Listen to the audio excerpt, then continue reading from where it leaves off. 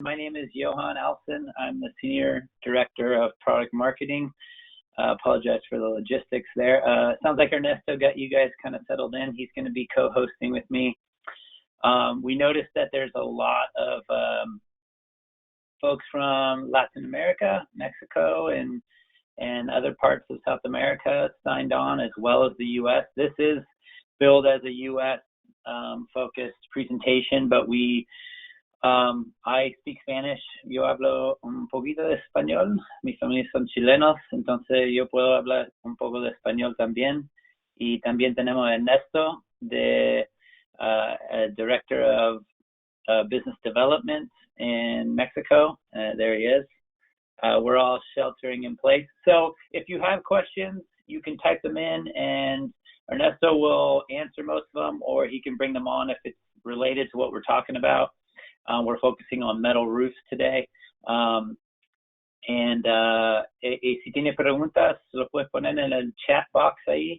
And then we'll do a Q&A at the end. So we'll do a little bit of a Spanglish thing going on, but just because we've noticed that a lot of our Mexico office has been doing a lot of webinars. We do these webinars in Spanish and English, so we'll primarily do this one in English. But again, if you have questions in Spanish, feel free to add them, and we'll answer them best we can, and we'll do a little Q&A at the end. And Dakota is our marketing manager. She's on too, keeping us rolling. And we have, I believe, an hour and a half. So that's more time than normal, so that's good. So we can have plenty of time for a little Q&A at the end. So let me roll this slide deck, see if it gets going. All right, there we go. So we'll do some introductions, logistics. It sounds like Ernesto already did it. If you've never done a webinar before, it's all based on your internet. So if you're having troubles, let us know. But most likely it's an internet thing. So far we've had great luck with this. Our Mexico office has been doing a lot of presentations and trainings and webinars, and we're doing many more in the US as well. So obviously we're all sheltered in place, and we're trying to deal with this pandemic, so this is a good time to do some online training, so we appreciate you guys being here. So we'll do a little bit about Everest, just so you know our background. We'll get through some product overview on our complete systems. Crossrail obviously is a part of this program today, and as we get into our metal roof products, we'll talk about the power clamp and the mini rail express system as well. And again, we'll do a little Q&A at the end. So again, my name is Johan, and I'm the Senior Director of Product Marketing, and we've got Ernesto as well, who's from the Guadalajara office. And he's our Director of Business Development down there. He's done a lot of great work, training installers, product development with his engineering team. They're doing some really, really cool stuff, and we've actually learned from them because they have a lot of metal roofs there in Mexico and all over Latin America, actually. So we've been actually collaborating on different products, and obviously there's different roof types here in the U.S., but on the metal side, it's fairly similar. So a lot of this has been developed from the Mexico side, and we brought it over to the U.S. A lot of folks don't know that we have some metal roof solutions, and that's why we are presenting this here today. Everest is actually a part, our parent company is K2 Systems, and they started in Germany, and they're huge in Germany and huge all over Europe, and they branched out and they've opened offices all over Europe. We got an office in France, Italy, England, and then opened some offices recently in Brazil, one in South Africa. And then in the U.S. they opened, and we are known as Everest Solar Systems here in North America, in San Diego. Vista, California is where our main office is, and in Guadalajara. So Ernesto is in Guadalajara. I'm actually in Berkeley, California, up in Northern California, but I'm in the office quite often. I'm also on the, actually Ernesto and I kind of play a similar role when we're at job sites often, doing technical trainings, product introductions, and product application. So we have the experience of being on the roof. I know my title is marketing, but I'm actually, I've been in the industry about 12, 13 years. working on roofing and mounting, and I was originally an installer. And Ernesto actually has a background of engineering and also has some experience installing for many years before coming on to Everest. So we have a pretty good crew here today. So we have installs all over the world, as you can see here. This kind of paints the picture, and this kind of shows you our experience. So we have meetings with K2 and engineers from all over the world showing different product solutions, problems, and how to overcome them. So it's a really exciting time for Everest because we're doing a lot of product development right now. So we have a lot of different residential and commercial product solutions: flat roofs, comp shingle, tile, standing seam, trapezoidal, which are the two main metal roofs we're going to talk about today, and the products that pertain to them. And we do have a ground mount system as well. So the basis of the entire platform for Everest product line is our Crossrail. So our Crossrail, we have the 48X, which is very popular in Mexico. We have the 48XL, which is basically a thicker, heavier duty version of the 48. And the number is based on the size that you can see the dimensions there. It's the size in millimeters of the profile of the rail channel. And then we have our Crossrail 80X, which is a little bit more used for ground mount, sometimes in bigger commercial situations. But the beauty of this product is it has a nice deep channel in the middle. In fact, I have all the samples here. I have all kinds of little show and tells. The beauty of this is that you can place your wires right inside this rail channel. So a lot of people love that you could put wires right through the middle.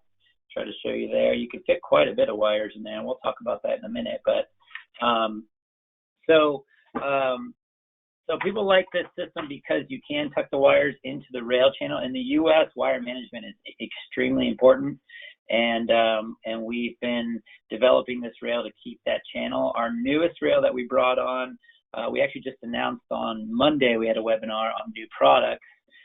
We introduced the 44X that's going to be coming in to warehouses near you in the U.S. in probably starting next month. You'll probably start seeing distributors carrying this. Obviously, with new products, you want to go through some of the older stock, but all of our components are compatible with this system. So we have the new Crossrail system as 44X is being introduced, and we've improved our mid clamps and end clamps. You could see there's a little, I actually have one of them here. You could see where our old clamp used to have a thread all the way through.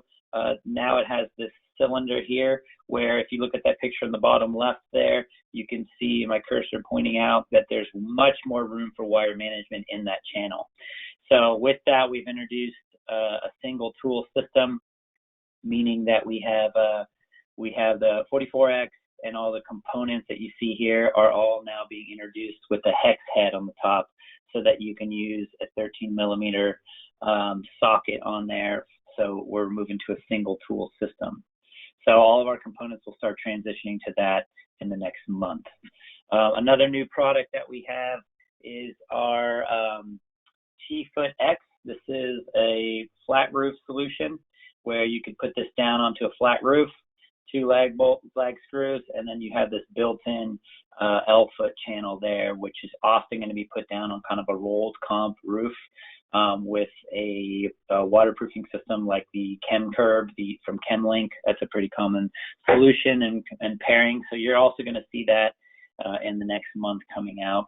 It's already in our warehouse, and we're getting it to customers in the next month or so. So you'll see that coming on board. So the Crossrail system has many different functions, as you can see.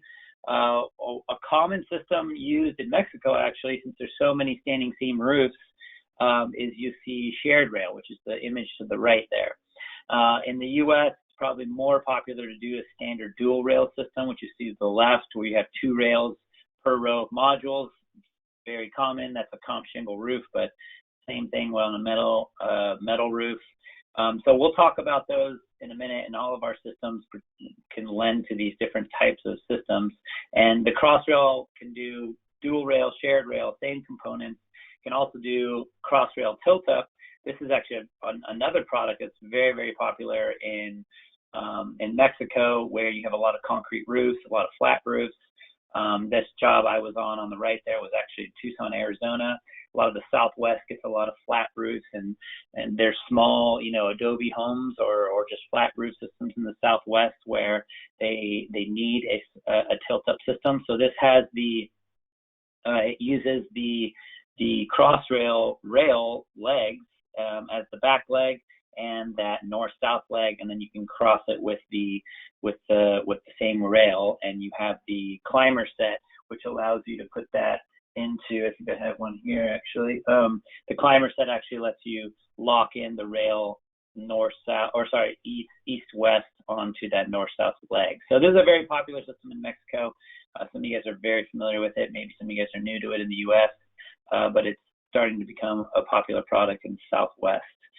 So if you want more information on that, it's all on our website. I'm just kind of showing you some of the key features here. It's all the same rail that we showed earlier with the cross-rail system.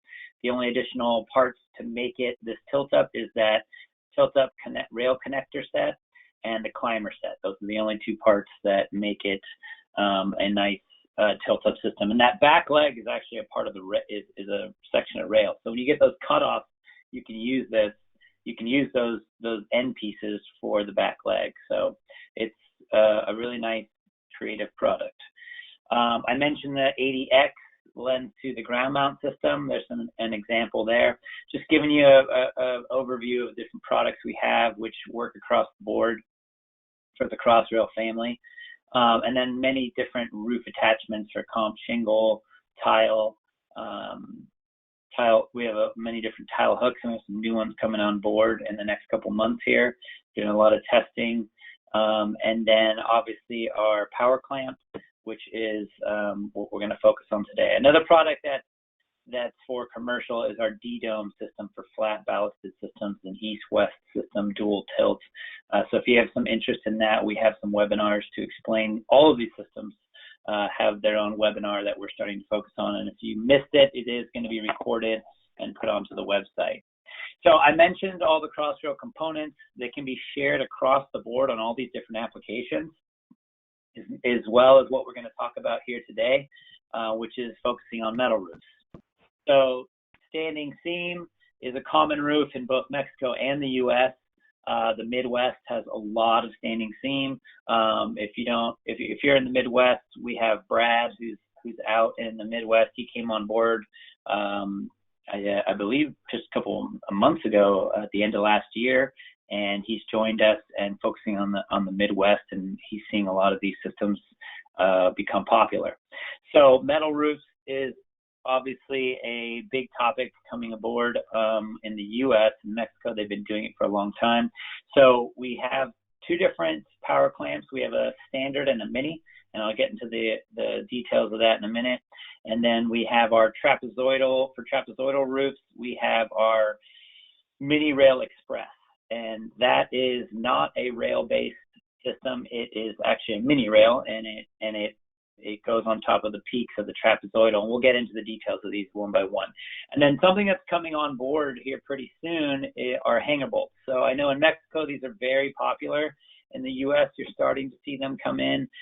We actually have a couple carports that have been built and used with Crossrail and these hanger bolts, as well as trapezoidal. You get carports that are trapezoidal metal roofs in the U.S., and we've been seeing, actually we have a big project happening with Mini Rail with a carport system. So if you're starting to see these carports pop up, we're working with different manufacturers like Baja Carports. They do some pre-engineered systems, and we've been working with them quite a bit. Ernesto, you're not muted, just so you know.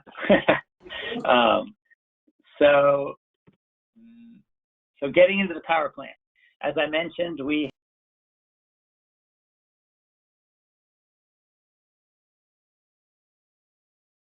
I got muted there for a sec. Okay, you guys can still hear me okay? Everything's okay?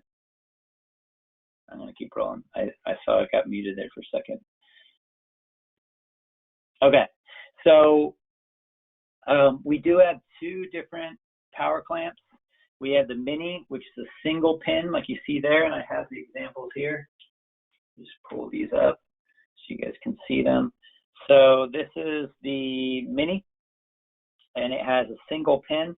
It's non-penetrating, that goes to the standing seam and grabs that arch, and then this has the L foot on it, which is a separate part number, and then the standard is a dual pin system, also non-penetrating.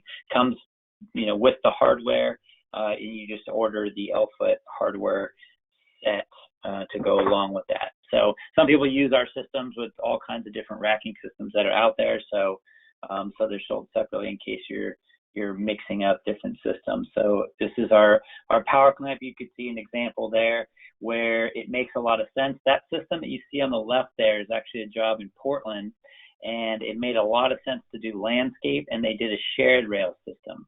So I'll talk about shared rail versus dual rail. Some of you might have joined our webinar that talks about the differences between shared and dual rail systems. And in Mexico, they're very familiar with it. They do a lot of shared rail because it's on standing seam.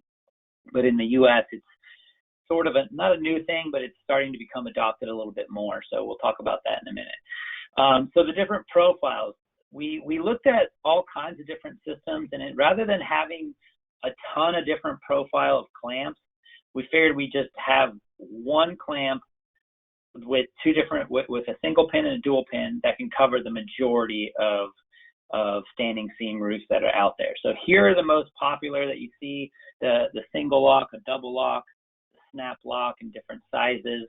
So this is kind of a guide to show you which clamp to use in what application. So we might not cover every single standing seam clamp standing seam profile that's out there, but it gets pretty confusing when you have a million different clamps or a million different types of metal, standing seam metal.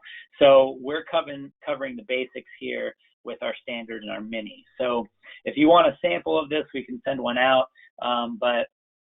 But these are the main profiles that we're working with. So I'm sure some of you guys are wondering which ones to use. Another really handy tool is our base online tool. That is our design tool that you can sign up for free, and and you can get dimensions. So these are key dimensions in the design tool software. If you add these dimensions, the distance between seams, which is important, the height of the seam, as well as the width of the seam. And then that combined with your area that you put in is going to give you, obviously you're going to put in a zip code, an address. It's going to automatically populate the wind speed, the snow load, which you can manipulate, but that will give you how many clamps you need per system. If you're doing shared or dual rail, you could actually interchange between the two. And then that will give you your distance between mounts. Pretty similar to, I know in the US, we're working a lot on comp shingle or tile, and you're doing 4 or 6 foot spans of standard. That 48 inches obviously is a similar concept here, but obviously you want to know the distance between seams. Sometimes you get some oddball roofs. So this allows you to dial it in and make sure that you're getting the right clamp for the right job.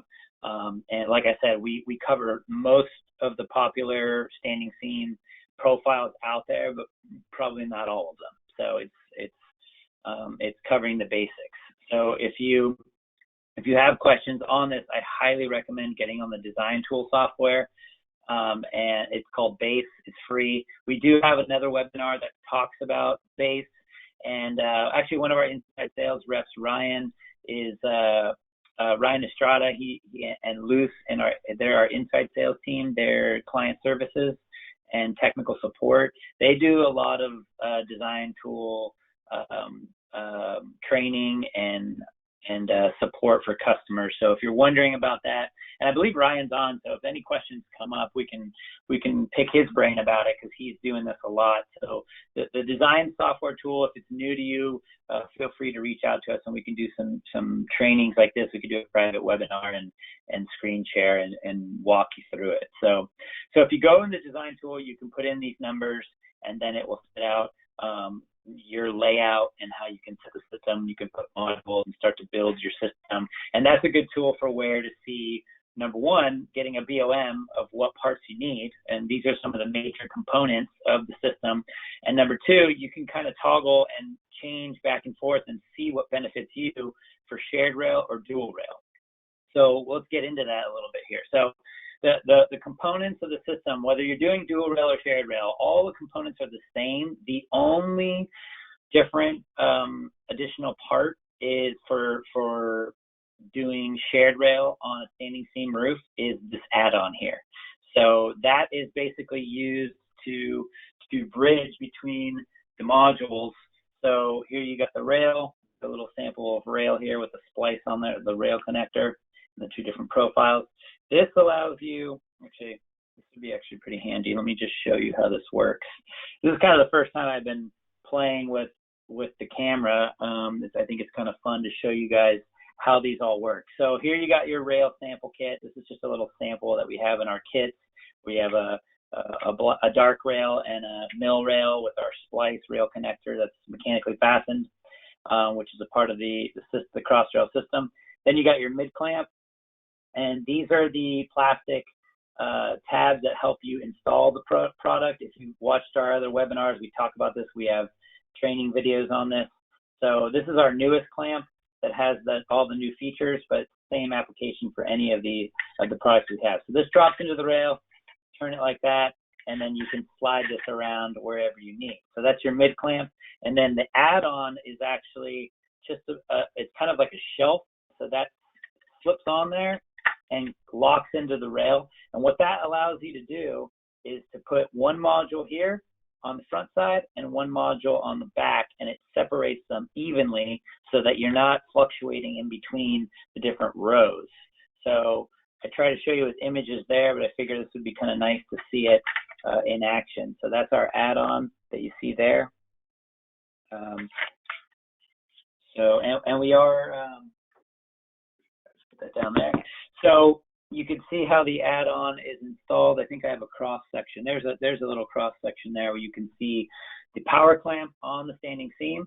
Then you got your L-foot set on top of the power clamp, and then your cross rail locked in with the T-bolt, which the T-bolt comes in the L-foot kit, and then you have your add-on there, and then you have a side-by-side comparison or a side-by-side view of a module going in on the bottom row and a module coming in on the top row. So some of you guys in the Mexico market, I'm sure you've been doing this already or you're familiar with it. But in the U.S., this is kind of, hopefully there's some light bulbs going out. So if you're multitasking right now and sending emails, this is when to pay attention, because if you've never done shared rail on a standing seam roof and you've got standing seam roofs in your area, this is huge. Because on a comp shingle roof with shared rail, we have a mount that allows you to have a slider, which is fine, and that's the only additional part aside from the add-on on a comp roof. But on a standing seam roof, you don't need any of that. It's the same standing seam power clamp that you're going to use even if you're doing dual rail. So this allows you, if you look, I try to put some arrows there to show you, obviously, that standing seam is going to act like your channel for north-south adjustability. So that's huge. What that means is you don't have to mount, you can mount this rail wherever you want. In fact, some people do what we call a tucked rail system. In Mexico, I think they call it a mid-shared rail. So let's talk about these different orientations. So there on the left, you get the standard dual rail system. 2 rails for 2 rows, right? Pretty common. That's a comp shingle roof, but I know a lot of guys do it on standing seam as well. On standing seam, it's pretty easy, again, to do shared rail. So you got the rail in the front. Some people put a skirt on there. Then you have that shared rail in the middle where 2 modules fall onto the rail. And again, you have that add-on that allows you to catch both modules. And the power clamp on the standing seam allows you to dial in where you're going to put that rail. And we'll talk about a couple tricks on how to get adjustability and dimensions properly without much hassle or even pulling out a tape measure, actually. And then shared rail with tucked front and back rail. So this, in my opinion, is a huge benefit. And in Mexico, they're doing this a lot as well. So rather than get a skirt and have an additional product, additional cost, you can actually, and the reason why they have the skirts is to hide all the hardware that's on the front of like a rail-free system, for example, or in this case, a shared rail system. So since you're mounting to the back and the front, and you're clamping to the back of the front of the module, it allows you to, this tucked rail allows you to tuck the rail in the front, just like the dual rail system, and then the next rail up allows you to share the rail, and then you can keep sharing the rail, and then at the very end, you can tuck the rail again. And in fact, I have a little mini system here I just threw together last night just for fun. This is a little module setup, little mini module setup, and you can see I did exactly that. I did a tucked rail, shared rail system. So you can see there what's going on. So you got the, I'm going to back up a little here. So you've got the shared rail in the middle with an add-on. If you look closely, there's an add-on there. And then you've got tucked rails on the side that don't need an add-on. So you can actually get a pretty nice aesthetic system and tuck the system in. And I actually used Yeti clamps on the end, which is our hidden end clamps. So you don't see the edge of the rail sticking out, which is nice. And on the other side, I actually extended the rail so you can see the different profiles, and I used the standard end clamps. You can use whichever one you want interchangeably, but the point I'm trying to make here is that if you're doing standing seam roofs, and you are doing crossrail, Everest crossrail, this is where you start to see the benefit. So again, in Mexico, they're doing this a lot with shared rail, but in the U.S., I think a lot of guys are either curious about it, or they've never heard about it, or maybe they've tried it with other systems, or maybe you've tried rail-free. If you've done a rail-free system ever before, or you're doing it now, this is a no-brainer. It's super easy and simple to do, and the application is pretty beneficial once you do it on a standing seam roof. And you understand the differences. So let's look at, you've got 3 rows of 6 modules, and we got it in dual rail right here, right now. So 24 penetrations, 6 rail runs. This is a standard system, probably 6-foot spans. It looks like, not staggered. You could stagger them if you need to, but when you do shared rail, you basically eliminate a row of rail and penetrations per row of modules. So now with shared rail, you have 16 penetrations and 4 rail runs.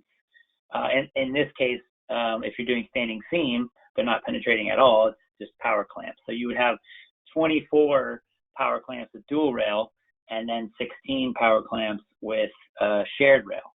So it's about you can get up to a 40% cost savings or material savings in most cases. So it really depends. And again, if you go to the design tool, software tool base, you can start to play with both and see the benefit. And you'll see the BOM pop out, what makes the most sense for you guys. And if you guys are used to doing dual rail and you don't want to do shared rail, in fact, you can do it on the fly because the mid clamps are the same, the end clamps are the same.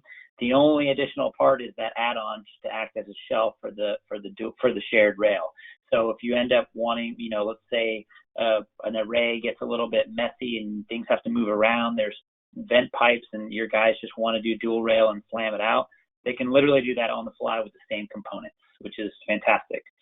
So again, I'm just showing you other samples to demonstrate shared rail versus dual rail. And you can do it in portrait or landscape, and then there's the tucked rail system. Excuse me. So in my opinion, this is the most attractive looking system. And if the beauty here is if you look at the red that shows the rail, we have them sticking out, but you can actually cut them flush to the array to make it look real nice and tight. And if you're using Yeti hidden end clamps, you can actually tuck in that rail and then cut them flush to the module as well, which is exactly what the guys did there. So if you look there, they actually ended up cutting the end of that rail and chopping that because you have 2 mids that are holding that shared rail in those 2 rows. So this starts to make a lot of sense, and especially in 2-row systems. I mean, it's a no-brainer. You can share 1 rail for the midsection and then tuck the other rails, and you save a lot of penetrations or power clamps. So here's another comparison of shared rail, dual rail, and then shared rail tucked. So using the cross rail 166, which is one of our more common sizes, we also have a 180 for the cross rail system on lengths. So in the shared rail, you've got three rails. This is obviously 2 rows. And the dual rail, you have four rails. And then shared tucked is also 3 rails. But you can start to look at this BOM. I try to put it in numbers here so you can see where's the benefit. So on shared rail tucked, you're going to have 18 add-ons. On the shared rail standard shared rail, you're going to have 24 add-ons. On dual rail, you're going to have no add-ons. But then you look at the power clamps, and those start to go down, as well as L feet when you do your shared rail. So the numbers start to make a little bit more sense. And like I said, if you go in the design software tool, you can see where the benefit's going to be for you. So I highly recommend to check it out. So here's another example showing you where all the components go. With end clamps are going to be, if you're doing landscape, you could do portrait or landscape. I would say with shared rail, it's kind of the opposite of dual rail. So if you're doing dual rail systems, they obviously, in the dual rail system, it's obviously beneficial to do portrait, but you can do landscape as well. I would say in shared rail, it's almost the opposite. You can do both, but I would lead with landscape because it tends to be a little bit better. You're clamping on the long side of the module frame, which most manufacturers now are starting to allow both clamping on the short or long side of the module. We have a list on our website, and the base tool automatically has the menu of different modules, so you can plug that in. This is just showing you the application of where do you put an end clamp and where do you put a mid clamp. So it becomes pretty intuitive, but I just wanted to make sure you understand that in the middle section, you're going to have your mid clamps, and then going back on the ends, you're going to have your end clamps, or I should say the front and the back. In a shared rail layout. So just showing you examples. Here's another image. This is more on the tucked. This is the system I mentioned where you can, if aesthetics is a really important thing when you're installing systems, sometimes in the US it's extremely important, wire management and what the racking looks like. So a lot of people don't want to see the racking on the very front, or sometimes they get very picky and they don't want it on the sides. This system, in my opinion, is the most attractive looking system right here. Without any additional skirts or fancy things, you have shared rail, and this could be comp or metal, but obviously we're focusing on standing seam, and this becomes really easy to do because of the power clamp on the standing seam. But here you can do your mids where you need them. I put it in little blue triangles there just to give you a little like a visual. And then you have your Yeti clamps, which I mentioned are the hidden end clamps. And that is this guy right here. This is our Yeti clamp, and this allows you to put this clamp into the side, and then you drop your module frame, and then you pull this over. You actually have a little, you can put a zip tie in there and hook it in, or you could push it with your hand, and then you tighten it down, and then this actually puts pressure down onto the frame of the module. So that's a new product in the US that's gotten a lot of popularity because of aesthetics. So this is a nice combo of the system. So if you're worried about aesthetics, or you want to sell the aesthetics, this is a beautiful system, and it's not that out of the ordinary as far as application. I mentioned having some kind of tips and tricks with the system. If you're wondering about layout and where to put, how do you space out, it's basically, if you look at our instructions, it says, if you're doing front and back, you do the module length plus 3/4 inch, and you measure it out, and you can either run a string line, snap a chalk line, whatever you do for your layout. So you're always going to corner out the array, and then you're wondering, if you're doing dual rail, a lot of folks will measure out, and they know where on that row of modules, they know where the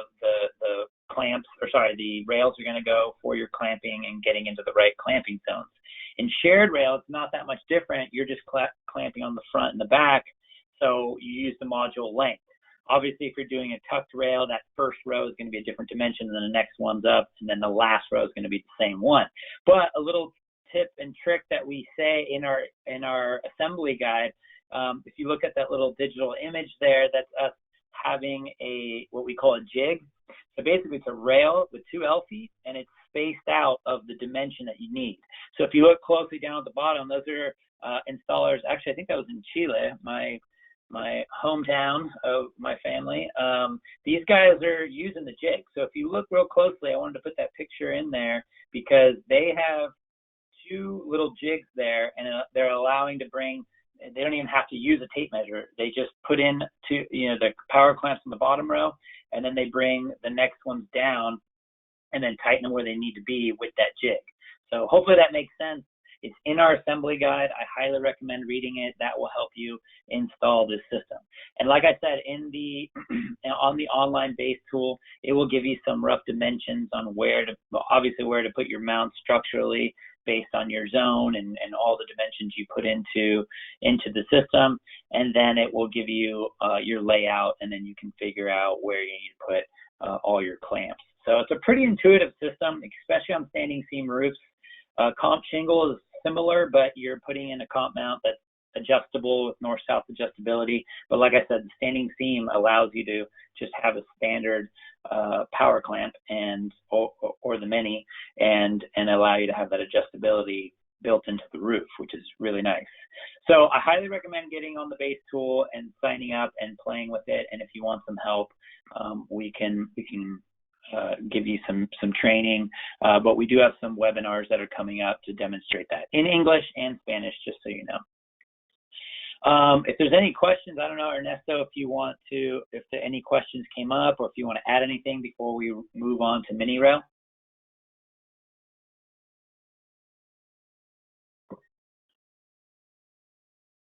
I'll take the silencio as a no.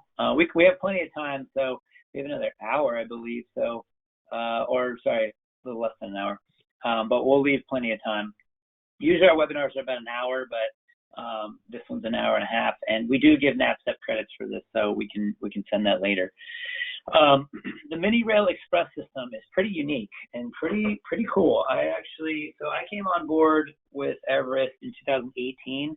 And I really loved what they were doing. I'm a big fan of quality, and having K2 in Germany, they were doing some really cool stuff, and they brought their systems over to the US and to Mexico and adapted them to the market. So this is our mini rail system.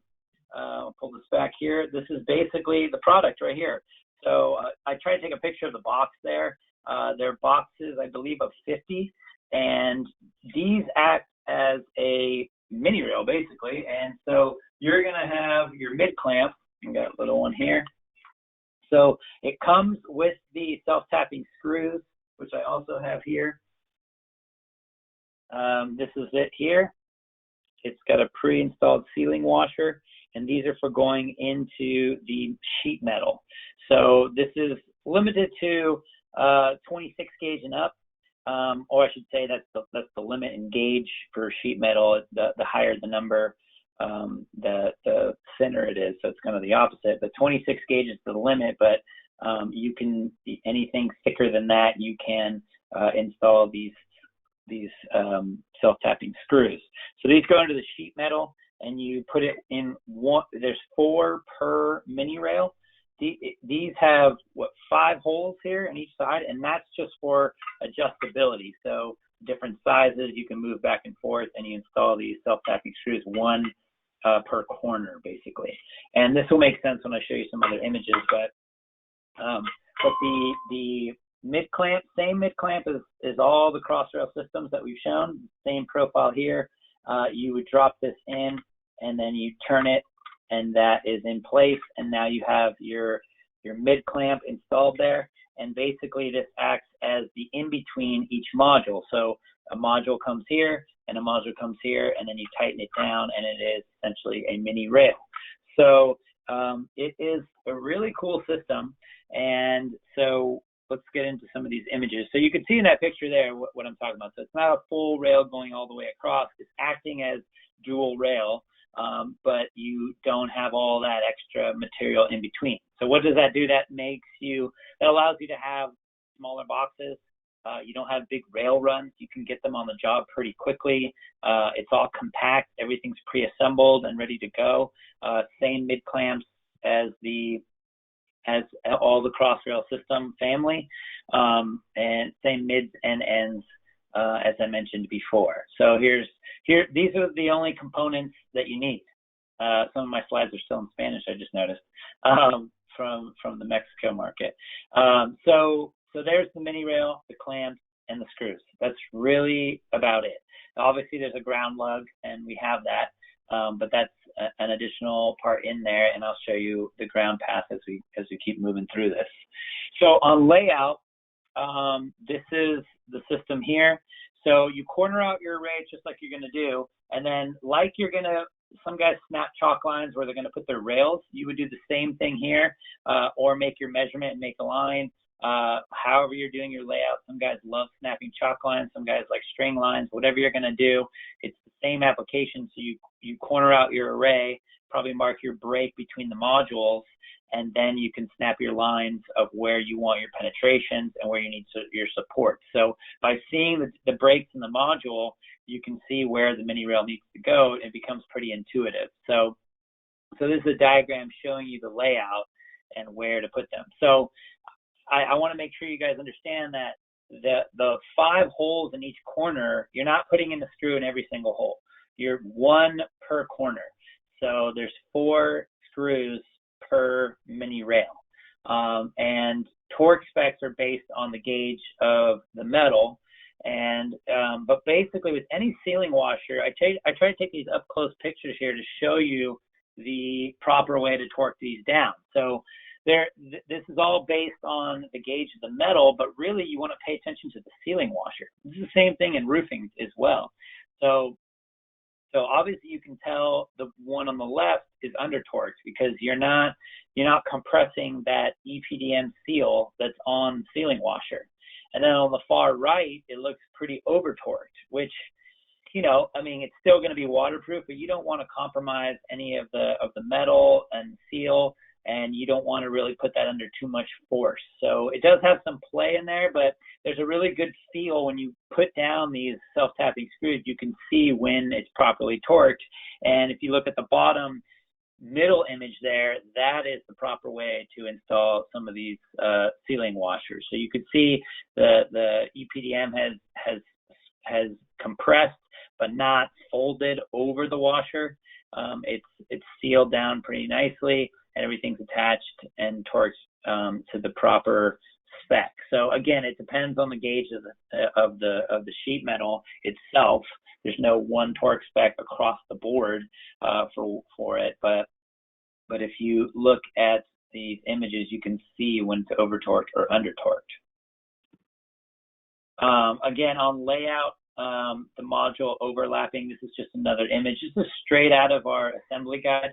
So if you're wondering how to put this system together, we do have some brief videos in our assembly guide, and here's a little section that shows you where where the clamps come into play. So this is the limit on the dimensions, and I have another slide showing you this, but this is about a 16 inch, sorry, this camera's in a funky place, from edge hole to edge hole, it's 16 inches, so that's where you get your maximum span between the two peaks. So I'll come back to this slide, but I wanted to skip to this one here.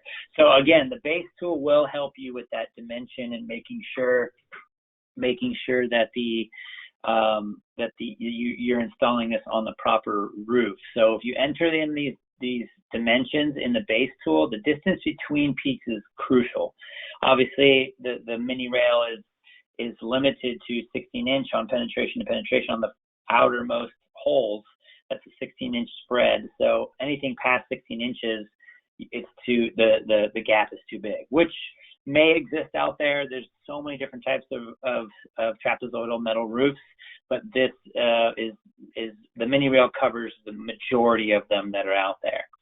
So you want to measure the distance between peaks, the height of the peak, and the width of the peak, and you can enter all of that into base, as I mentioned before. These are straight screenshots from base. So this will give you the dimension of what you need, and then again, that will help you with your layout and design and where you need to have everything placed for that system in particular. So hopefully that makes sense. Going back, there's the layout there. So each mini rail is going in between the module breaks east-west. You're never going to go north-south on the system. So you're never going to turn the mini rail going up the roof this way. So that's not the application. This is going east-west across the trapezoidal and installing into the sheet metal itself. So there's a huge benefit to that. You don't have to drill down and get to a beam. So here's some other images. Oh, this is straight out of the assembly guide as well. I just wanted to point out that you do have a thermal break. I believe it's after 12 modules. Let's see, on aluminum roof bake modules, after 75 feet on a steel roof, you've got to have a thermal break for expansion contraction. So the way to do that is you basically, at that thermal break, you put 2 mini rails and it breaks up, so it's not all one continuous metal system with, it's just not the nature of expansion contraction. That's the break between there, and you would put two mini rails like you see there, and you can separate the system to have that thermal break. So if you have more questions on any of this, it's all in our assembly guide. Read through that. I know a lot of guys don't read assembly guides anymore, but we do have some videos that we're creating on all of this. So we've been really upping our game there on videos, so you'll start to see this come into play more. But do check out the assembly guide because it has all this information in there. The grounding path, you can see there, you're going to have 1 lug per row of modules, and you can install that lug right onto the mini rail or onto the side, and it grabs the rail, bites the andization, and then you can put your your copper wire in there and then jump up to each system. So it's 1 per row on there. We already went through that. So that's the majority of the system there. Like I said, everything's online, as well as the information you probably are wondering about with the new products that are coming out. That is on the website as well. The single tool information is there on our website. So on our website, everything's controlled. You go into those little 3 lines in the corner there, and if you're in the Mexico side, you can click this US button and it will go to MX and it will translate everything, and it's customized for your market in Espanol and the products that pertain to the Mexico market. And then you click these 3 lines and it'll open up to products, and you can get to all these different documents and download them. If you're having any trouble, you can always message one of us, but everything's online. As I mentioned, on our website, we have Basecamp.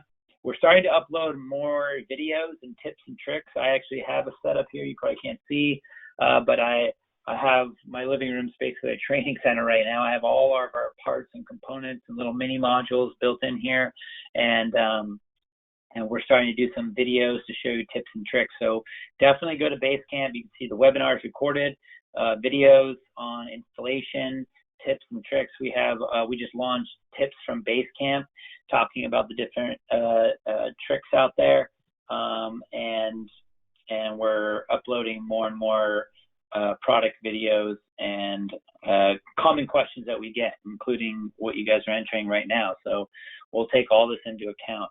Oh, one thing I didn't mention is wire management, and we do have a new video that we're working on for that. But wire management, we just came out with this new TC wire management clip. And let's see, I think I had it in this other slide. And Ernesto, we can queue up the questions as you have them coming in. But I wanted to go back. I think I had it in a slide here. Sorry, I'm blasting back to the past here to show you this. Just wanted to show you guys some of these. Here we go. So wire management, we have the Omega clip, which is this guy here, and this goes into the side of the rail there. So if you want wires onto the side of the channel, we have that.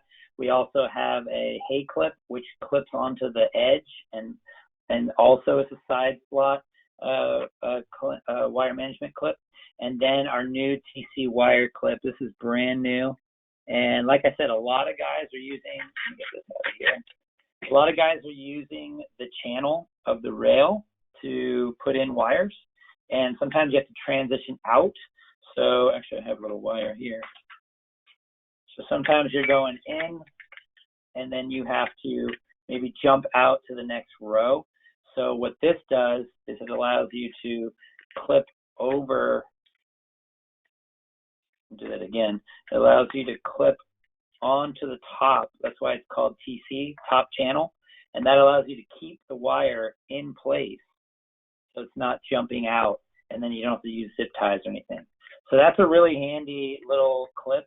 And if you're wondering about that, it is available now. And it's on our website, and we have seen some that distributors are starting to order that now. So if you're wondering about this new clip, the TC wire management clip. So that's another new product that's available on our website. But anyways, any questions? Ernesto, do you want to? Yeah, there's a couple of interesting questions here, Johan, that we can answer. One of them is Fernando was asking if there's any kind of tool that can advise for the torque or the proper torque for the self-tapping screws. So I was telling him and answering him about that. Every tool manufacturer has different specifications from the torque, and also depending on the gauge or the thickness of the metal roof, it will vary. So I was suggesting that the best option is to make this visual inspection on the first self-tapping screw and then use the same configuration of the tool for the rest of the roof. I don't know if you have something else about this. No, one thing I have noticed, so this is a big topic. So a lot of guys use impact drills on hardware, but really an impact is literally impacting and hammering. So it might be good for getting these screws into the metal and getting lag screws into like wood. But once you get to mid clamps and end clamps and metal hardware, you really don't want to use impact. I'm sure some of the installers on here, on the US for sure, are rolling their eyes and saying, oh, whatever, I use my impact, I like my impact. That's fine. But you can cross-thread hardware. So a lot of guys will ram this thing in with an impact and it will seize the bolt. So on the self-tapping screw, it's going into metal on the roof, and that could be okay, but you just don't want to over torque it and have it spinning. So what I always suggest for, instead of using impacts on at least the hardware like mid clamps and end clamps, obviously every manufacturer is going to say pull out a torque wrench and do the proper torque spec, but I used to be an installer. I still get on the roof. I understand that nobody's going to pull out a torque wrench. Some guys do, but not everybody does. Not everybody wants to take the time. What I usually do is take a drill with a clutch setting where you can calibrate the clutch, where the clutch is like a stopper where you drive it and it does that and it collects out at a certain number.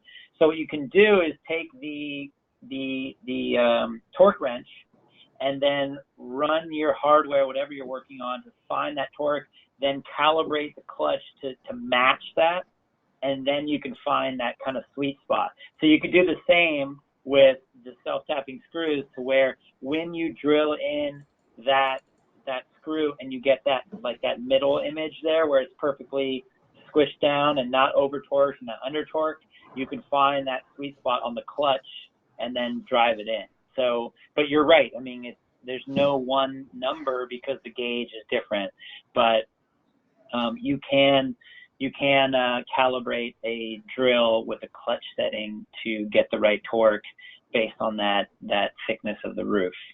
That would be my suggestion.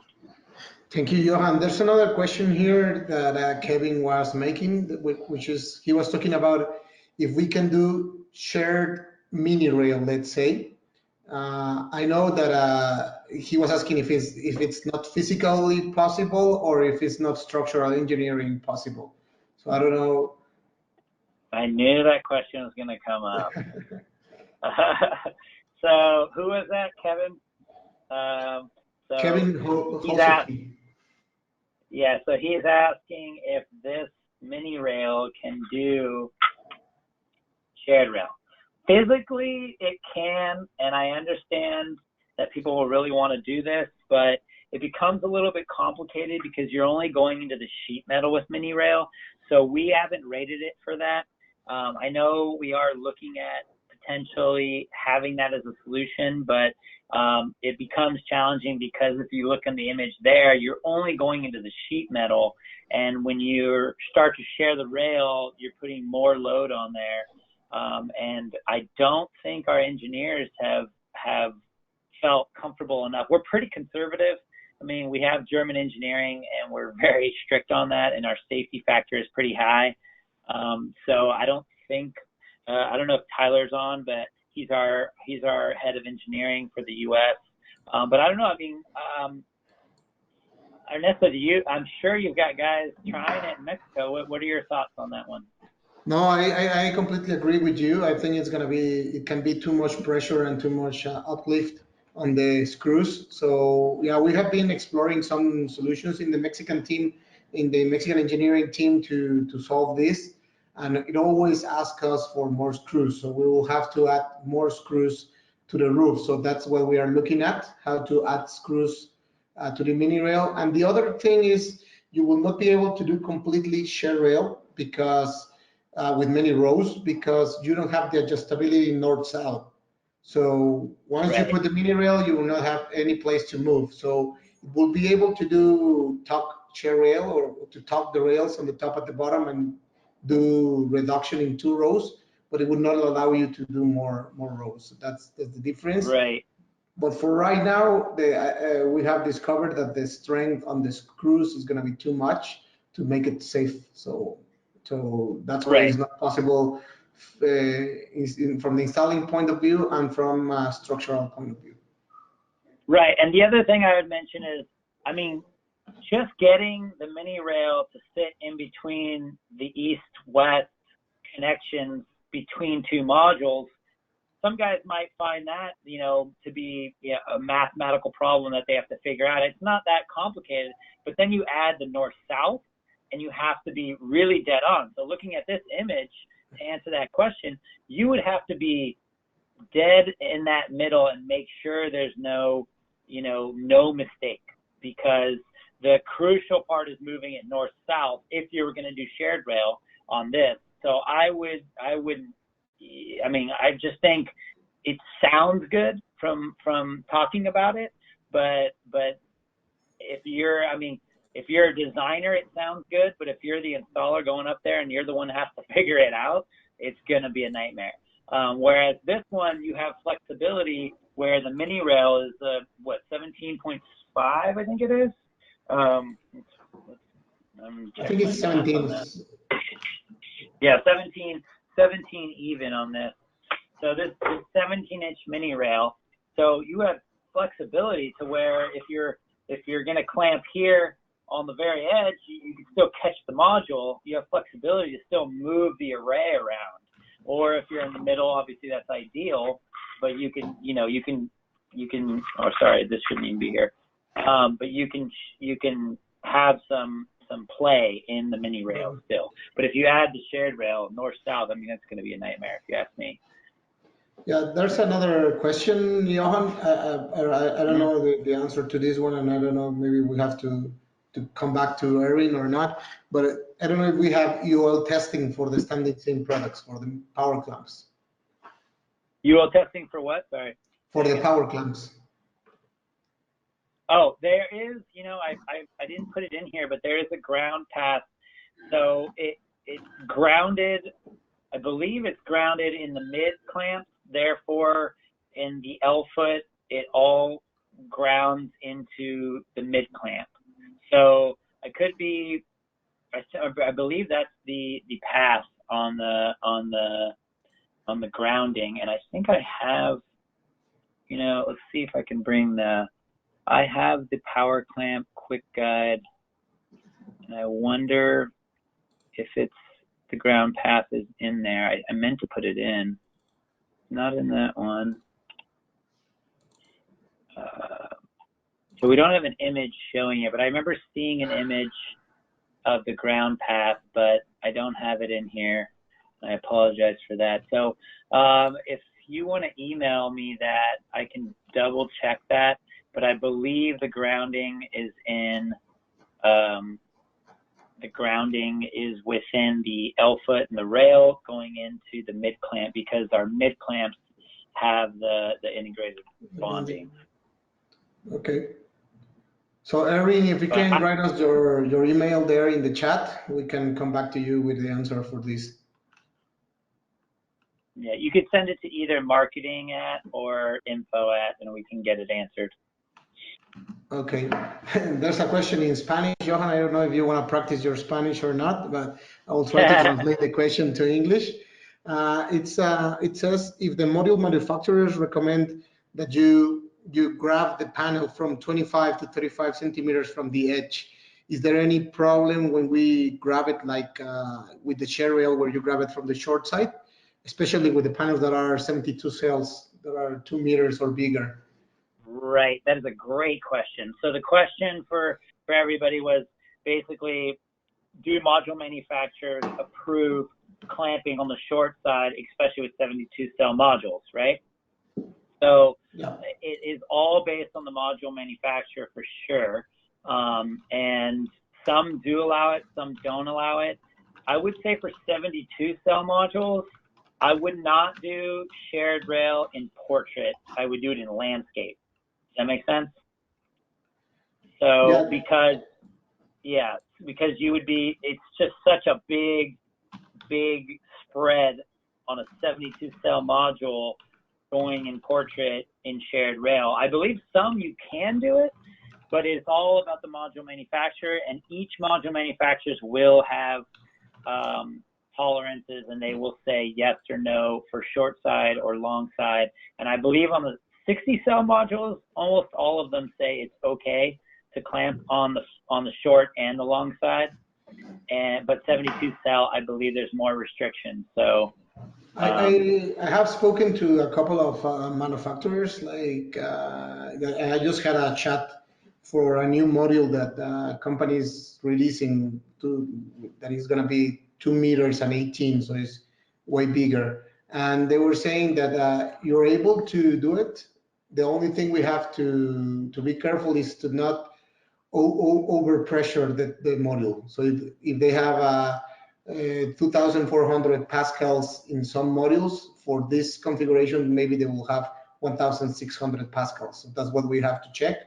And I'm pretty sure that 1,600 is going to be over what we are going to have in pressure on the modules for specific wind speed. So what I tell them here in Mexico is, like, if they have a specific module that the installation manual doesn't say that they can grab it from the short side, we can talk to the module manufacturer and see which is the maximum load they can get, and we can check it out for them. Right. The big manufacturers, they are allowing 72 cells to be share rail. Yeah. In both portrait and landscape? Yes. Oh, interesting. Yeah. So yeah, it depends on the module manufacturers themselves, I would say. But if you're wondering about a specific module, you can message us and we can verify it. Like you said, we can check. We're constantly in touch with module manufacturers because we have to have approval letters and engineering and testing for UL 2703 as well as structural. So we're constantly in contact with the module manufacturers. Oh, I didn't practice my Spanish. Que se puede. Okay. No, but yeah, I don't know if you typed it to him, so he can. Yeah, I got it down in Spanish, like a quick version of the answer, but okay. I don't see any more questions. I don't know if someone else has more questions. We can still answer here. I don't know if I don't see any other questions. Looks like we answered them all. Yeah. Yeah. Okay. Well, I just wanted to add a little bit, Johan, for all the people that are in Latin America or Mexico, well, Mexico or Latin America in general, we have a bunch of webinars already recorded in our webpage that are in Spanish and in English, so you can go and check them out.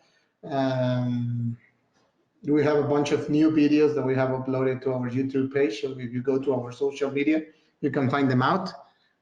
Most of them are in Spanish with subtitle, well, English with subtitles, or in Spanish. So. Yeah, and we're starting to add a lot more to Basecamp too. So there's our YouTube page.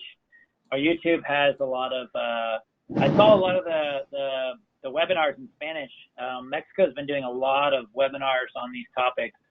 So if you want to watch this in Spanish, there's a lot of this information was pulled from the Spanish presentations, and they're on YouTube, and I watched them last week, and they're great. So yeah, definitely check that out. I left the YouTube channel there if you want to check us out. Okay. And we do offer NAPSTEP credits, so we didn't go much over the hour, so we could just do we would just do a 1 hour, 1 credit per hour is usually what it is. So we can send that out. If you want that credit, it's not going to go out automatically. It's for people who are either NAPSTEP certified or going to be going for NAPSTEP. You can email us there at marketing at everest-solarsystems.com. Oh, am I frozen? It looks like I'm frozen. Yes. That's okay. But I think that's it. I don't know if Dakota wants to add anything or anyone else. If you have more questions later, feel free to email info@everest-solarsystems.com. You can see it on the screen there. You can call the office. Most of us are working from home. Actually, I think all of us except for key champions, Christian and Angel in our warehouse. Those guys, you guys don't get to see them, but they're our heroes over there making product, getting it out the door, getting it to distribution. And Danielle in the office, we miss them all a lot. They don't get enough credit, but they're there. We have guidelines to keep operations going as an essential business, but we're limiting how many people can go into the office.